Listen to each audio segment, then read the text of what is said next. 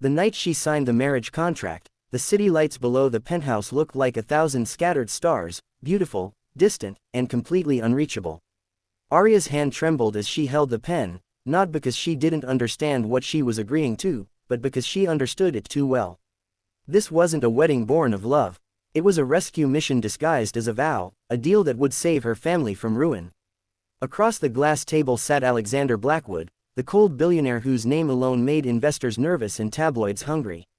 His face was carved from control, his eyes sharp and unreadable. When Aria finally signed, he didn't smile. He only nodded, as if sealing a business merger. That was the moment she realized her life had just become an elegant cage. Their marriage was announced with champagne and camera flashes, yet inside the mansion, silence ruled. Alexander's estate was enormous. Marble halls, crystal chandeliers, rooms that echoed when Aria walked alone. He treated her with politeness, never cruelty, but never warmth either. He spoke to her like a colleague, not a wife. "You'll have everything you need," he told her the first night. And he meant it. Designers arrived, credit cards appeared, staff bowed. Everything except what she truly needed, connection. At night, Aria lay awake in a bed that felt far too big, listening to the distant hum of a man who slept behind another door. Aria tried to convince herself this was enough. She had agreed to this arrangement to protect her younger brother and clear her father's crushing debts.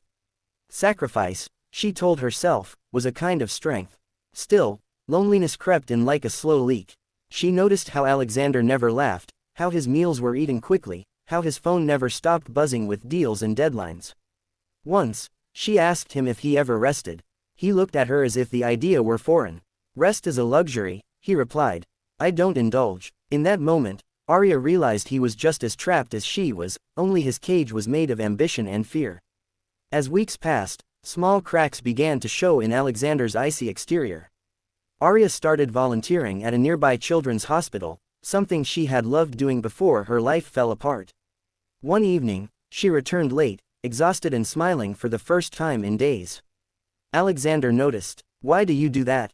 he asked, gesturing to her volunteer badge. "You don't need to." Aria met his gaze steadily.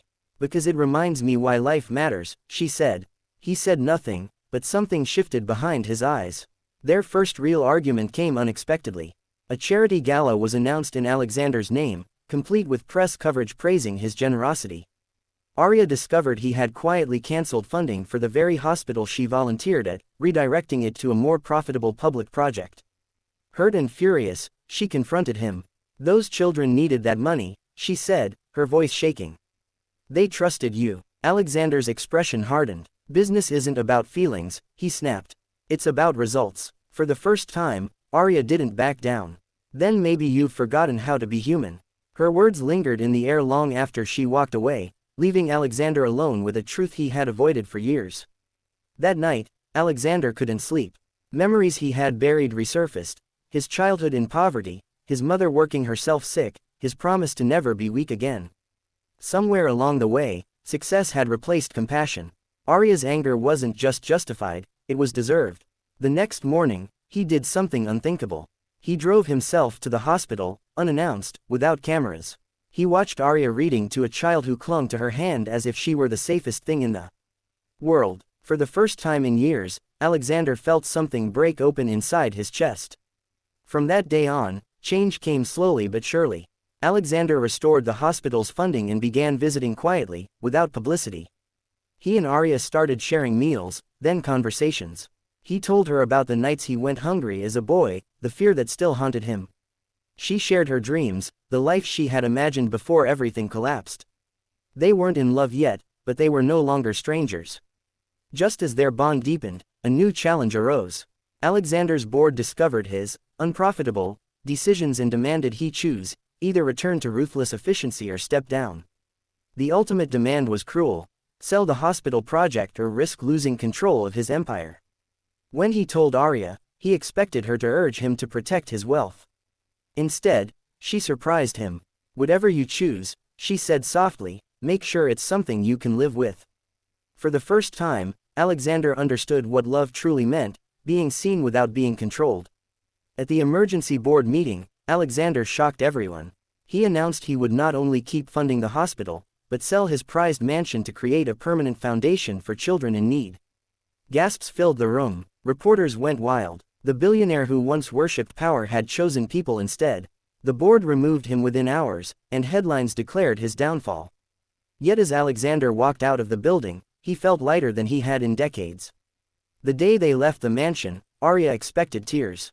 Instead, she felt peace. They moved into a modest home near the hospital, where laughter replaced echoes. Alexander learned to cook, failed often, and laughed at himself. Aria watched the man who once measured life in numbers now measure it in moments. One evening, as they sat on the porch watching the sunset, Alexander took her hands. "I married you for the wrong reasons," he said, his voice raw. "But loving you is the best decision I've ever made." Aria smiled through tears. "Then let's choose each other, freely this time." Their story didn't end with fairy tale wealth or towering mansions. It ended with purpose, humility, and a love that grew stronger because it was chosen, not forced. Alexander lost his empire, but gained a life. Aria lost her fear, but found her voice. Together, they proved that true riches aren't measured by what you own, but by what you're willing to give up for love, and the courage it takes to become human again.